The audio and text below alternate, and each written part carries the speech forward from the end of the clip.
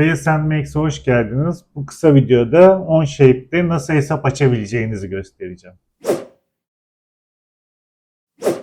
OnShape'de hesap açmak için önce onshape.com adresini ziyaret ediyoruz. Burada ekranın sağ üst köşesinde yer alan Sign Up Now kısmına tıklıyoruz. Buraya isim ve soyadı yazılıyor ve e-mail adresi. Ben bu iş için bir e-mail adresi aldım. Hemen onu buraya yazıyorum.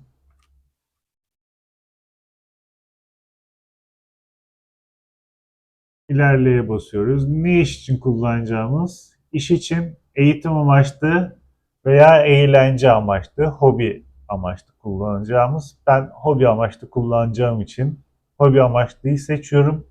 Hobi amaçlı kullanım ücretsiz. Burada ileriye basıyorum. En üstte hobbyist kısmını seçiyorum. İleriye tıklıyorum. Burada bana ücretsiz planı önerdi. Next diyorum. Tekrar ileriye gidiyorum. Şimdi birkaç sorusu oluyor. Daha önceden bir CAT sistemi kullandıysanız hangisi ve bu konuda bir şeyiniz var mı? Ben kullanmadım, seçebilirim. None dediğimiz zaman daha önce bir CAT sistemi kullanmadık demek. Burada mesela SolidWorks gibi bir şey seçerseniz kontroller ona daha yakın olacak şekilde oluyor ama ben tercih etmiyorum. Bir CAD sistemini değerlendirme aşamasındaysanız hangi aşamada olduğunuzu soruyor. Ben burada henüz bir değerlendirme yapmadığımı seçiyorum. Telefon numarasını istiyor illa. Burada Türkiye'yi seçtim. Buradaki telefon numarasına bir şey göndermiyor şu an için. Şu an iş yerinde CAD kullanıyor musunuz? Hayır, kullanmıyorum. Bizden nasıl haberdar olduğunuz? İşte internetten yazıyorum mesela. İkisini de onaylıyorum. Complete sign up diyorum. Buraya geldim. OnShape'den e-mail gelmiş. Your OnShape account is ready diyor. Buraya tıkladım. Hesabımı aktive et. Buna tıklıyorum.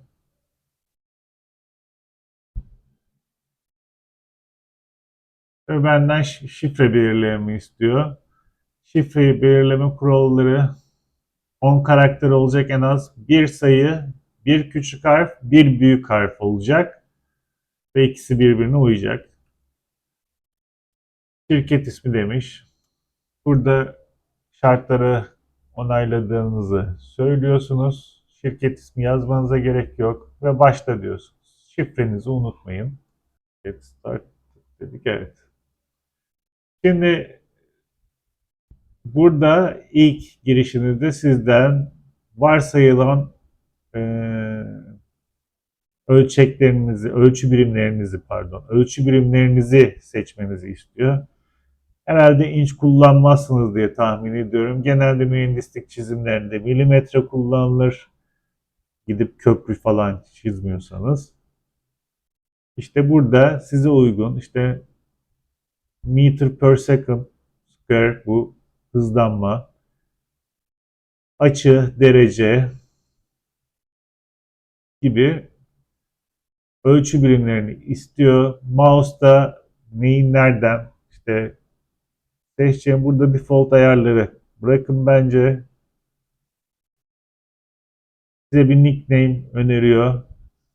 Kendiniz de seçebilirsiniz. Resminizi yükleyebiliyorsunuz. Next diyeyim.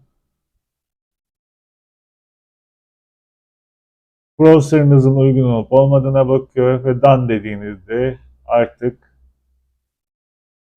OnShape aboneliğiniz, hesabınız hazır. Artık OnShape'i e-postanızı ve şifrenizi girerek kullanabilirsiniz. Görüşmek üzere.